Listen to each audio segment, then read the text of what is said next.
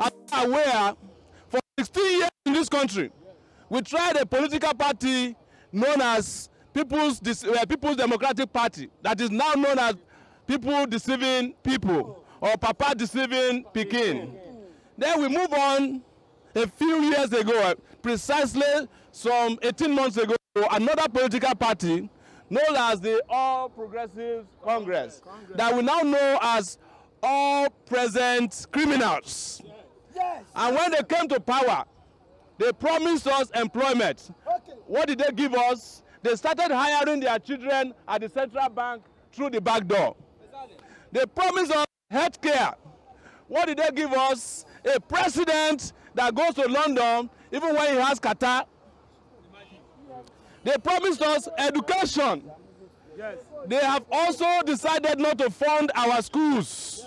Yes. Because the president who says that he has not done any job in several years has had in the last 18 months 2 of his children graduate from a university in the United Kingdom. Yes. They promised us roads. What you get are death traps. Yes, they promised that they will increase salaries. What we got is a devaluation of the naira that has never been seen before in the history of this country. Yes, sir. In fact, today the value of the naira is worthless than a toilet paper. Yes, yes, sir. They promised to increase salaries of workers, but our workers today can no longer live on the wages they are paid.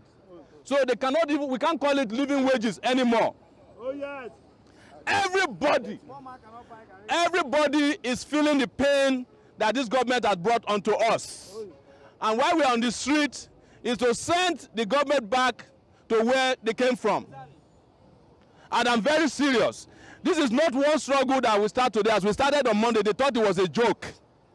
And we did it today. This is just a small portion of the people that protested today. Thousands of Nigerians protested today. We had at a point a lot of policemen, but now it got to a point the policemen were themselves overwhelmed. But let us also tell the policemen that they are also suffering. Because between us and the police, we go to the same market. Between us and the soldiers, the Mami market does not have a different currency. Yes. Alomo costs the same inside Mami market as it costs in the regular market in K2. Yes. The same thing happens to tomato, gari, and all other staples that we manage with in this country. Rice has now even become, it has become gold in this country. The other day, the president, the vice president, the acting president called a meeting, the most stupid meeting I've ever heard before, of people, a committee to look into how to provide food. For God's sake, if you don't have food, you fucking create farms and grow food. You don't set up a committee of pot-bellied politicians who will still be sharing sitting allowances that could have been used to help ourselves. But what is the most cardinal point of this government? The government tells us they are going to be fighting corruption, right? Yes. And what are they doing? This government, in fact, is participating. The government has codified corruption in the DNA of Nigeria.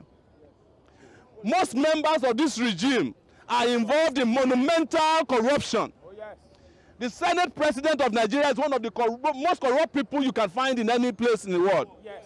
In fact, on my way here, it has just been discovered again that 2.5 billion naira was traced to his account from deductions that were sent to governors and states from the Paris Club refund. And each governor has stolen 400 million naira already from that deduction alone. And that is why you wonder sometimes who the policemen should be after. Is it the criminals? Is it the criminals or the Nigerians that who are suffering? And we are glad that you are walking away, but you should not walk away. You should come and hear from us. You understand? You should come and learn about your socio-economic conditions from us. Because your DPO will never tell you. Your area commander will never tell you. Your commissioner of police will never tell you. And the bank manager of the Nigeria Police Bank, that is the Inspector General of Police, will never tell you the truth. So, our people, we are calling on you not to relent until we achieve victory. victory is certain if we continue our struggle. Yes. And this struggle we are continuing, that we have just started, is bound to consume even the government that claims to be a child of a struggle. Oh, yes. As you have heard, when we started the struggle, they were telling us that we needed permission to march on the streets of Lagos and elsewhere.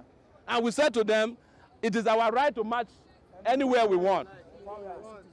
They prevailed on their musician to pack, Two-Face.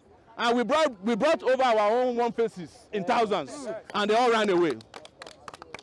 And of course, we brought Charlie Boy as well, who is not here today because the man is 65 years old. But he has been doing this struggle since Monday.